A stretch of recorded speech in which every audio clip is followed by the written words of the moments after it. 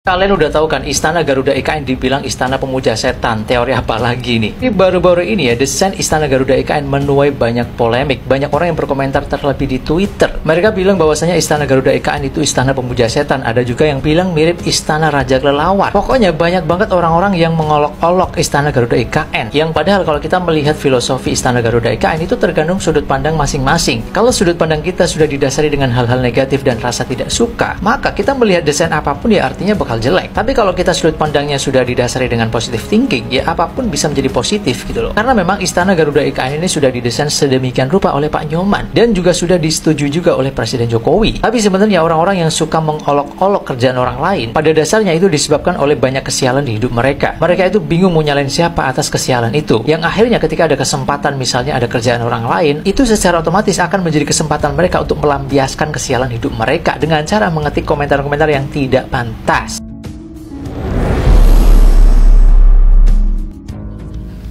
Ya, udara sejuk, udara bersih sesuai yang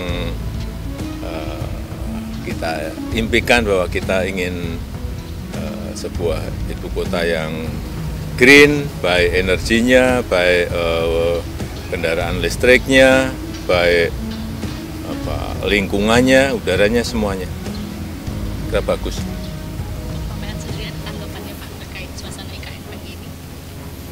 Ya, saya kira kita semua merasakan ya suasana yang begini baik begitu. Saya juga dari tadi malam. Jadi ya memang pembangunan ini berjalan dan harus terus. Kalau bisa kita percepat ya, kalau bisa. Tapi tentunya nanti pakar-pakar ya harus semua dikerahkan, semua kemampuan kita. Kalau saya optimis, saya lihat ya. Saya kira bagus sekali.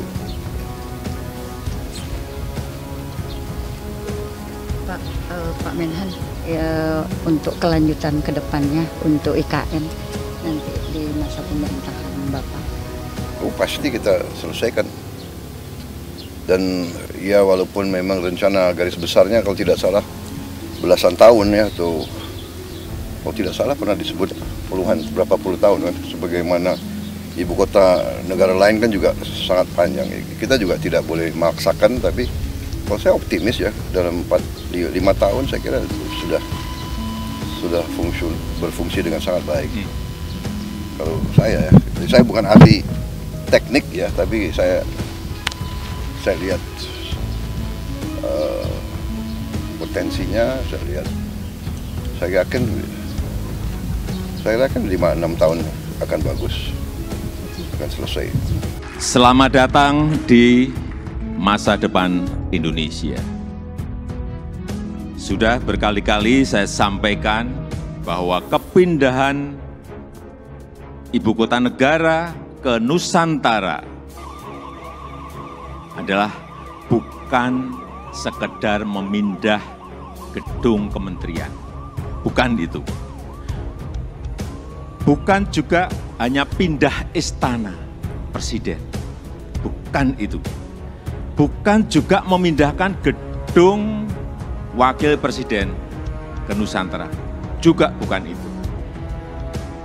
Bukan itu. Bukan fisiknya yang ingin kita pindahkan.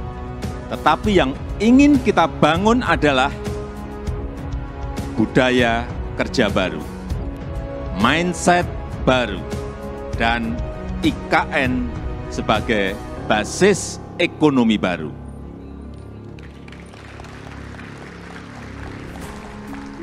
Indonesia sebagai negara besar harus berani melangkah, harus berani memiliki agenda besar, berani punya agenda besar. Dan ini untuk kemajuan negara kita, untuk kemajuan bangsa. Dan jika kita tidak berani transformasi dari sekarang sampai kapanpun, kita akan sulit jadi negara maju. Dan untuk keberlanjutan IKN Nusantara, ini juga sudah sering saya sampaikan, Bapak Ibu, sekali lagi, tidak perlu ragu, tidak perlu bimbang. Karena apa? Payung hukumnya itu sudah jelas. Payung hukumnya sudah jelas, yaitu Undang-Undang Nomor 3 Tahun 2022. Dan itu, ini juga kita harus tahu semuanya, itu sudah disetujui 93% dari fraksi-fraksi yang ada di DPR. Loh, kurang apa lagi? Kalau ada yang masih belum yakin, kurang apa lagi? Nanti sampaikan, kurang apa lagi? Jadi sekali lagi, sudah tidak perlu lagi untuk dipertanyakan. Ini ada Ketua MPR ada di sini, Pak Bambang Susatyo juga.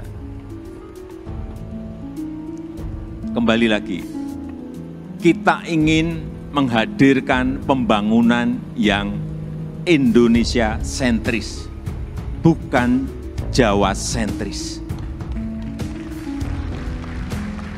Karena Indonesia ini bukan hanya Pulau Jawa.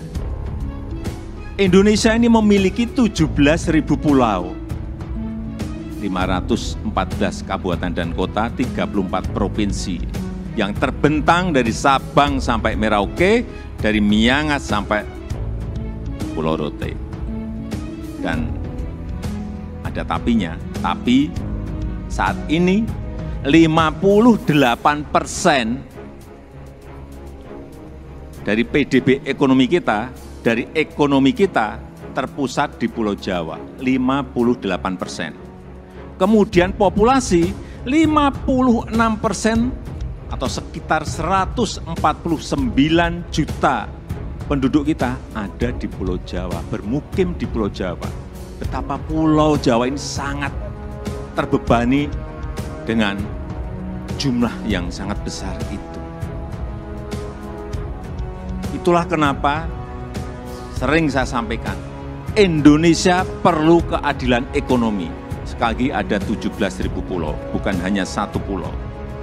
Perlu kesetaraan pembangunan, perlu pemerataan pembangunan. Mantap, semangat selalu. Semangat. Ini yang ingin kita hadirkan, yaitu dengan membangun ibu kota Nusantara.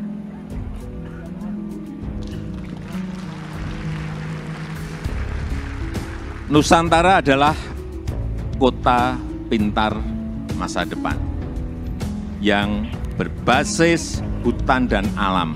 Belum ada di dunia, belum ada. Tolong dicarikan, belum ada.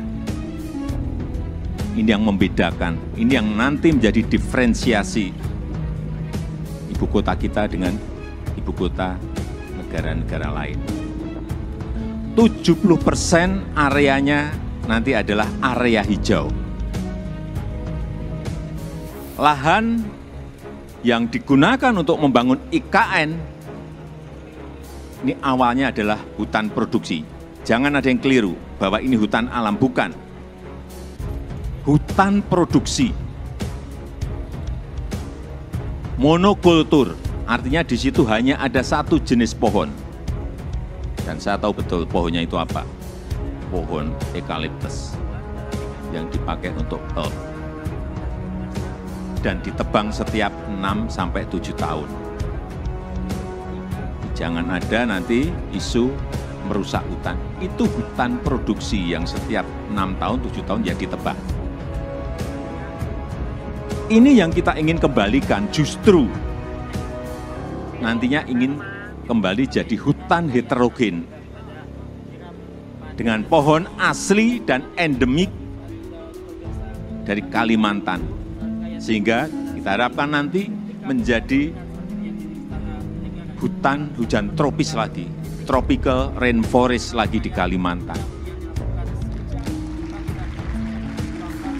Untuk itu yang kita siapkan pertama kali di sana adalah pusat persemaian yang sudah mulai kita bangun di bulan Juni 2022. Luas lahan persemaian ada kurang lebih 16 hektar dengan embung 7 hektar. Kita harapkan selesai nanti di awal tahun 2022. Yang kapasitas bibitnya setiap tahun bisa menghasilkan kira-kira 15 juta bibit per tahun. Ini yang akan kita pakai untuk menghijaukan Kalimantan. Supaya Bapak Ibu ingat saya dari kehutanan.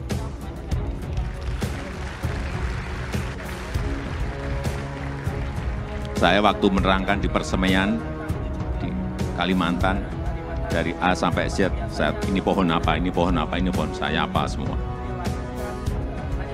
Dan 80% sumber energinya adalah berasal dari renewable energy. Mobil di sana nanti harus mobil listrik. Kemudian 80% transportasinya adalah transportasi umum, autonomous vehicle, tanpa awak dan tanpa sopir. Jadi yang kita hargai di sana adalah pejalan kaki. Yang kita hargai di sana adalah orang yang senang naik sepeda. 10 minutes city. Jarak tempuh kemana-mana itu ada dalam 10 menit. Sekali lagi, inilah showcase transformasi Indonesia. Showcase perubahan peradaban Indonesia. Dan budaya kerja yang ingin kita bangun di IKN Nusantara adalah budaya kerja produktif. Itu harus didukung oleh tata kelola yang baik, didukung oleh manajemen yang baik, didukung oleh implementasi teknologi yang mumpuni. Smart living, smart city, layanan masyarakat lewat aplikasi, akte lahir, akte nikah lewat HP, paperless, ini yang ingin kita bangun. Jadi Nusantara adalah masa depan Indonesia dan bisa terwujud dengan upaya bersama. Bukan hanya pemerintah yang bergerak, bukan hanya pemerintah, karena memang pemerintah hanya kurang lebih menyiapkan 20% dari budget yang ada. 80% kita berikan kesempatan kepada investor, kepada investasi. Termasuk Bapak Ibu yang kami hadirkan pertama kali pada malam hari ini.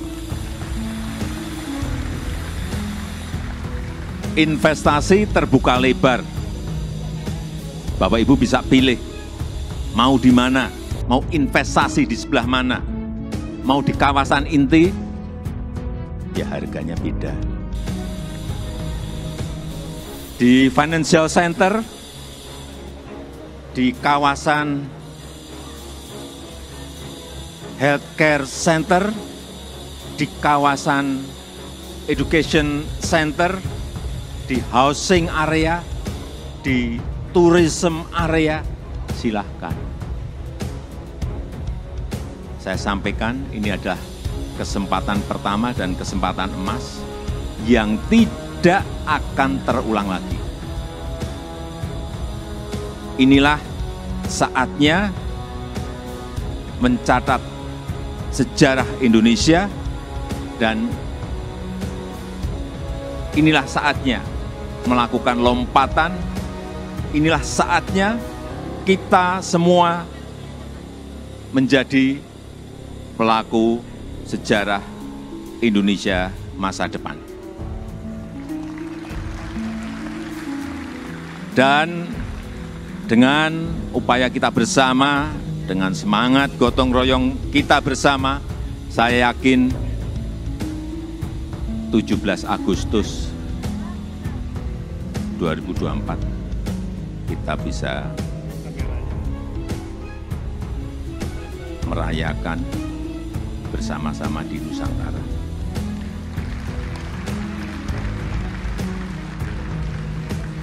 Terima kasih. Wassalamualaikum warahmatullahi wabarakatuh.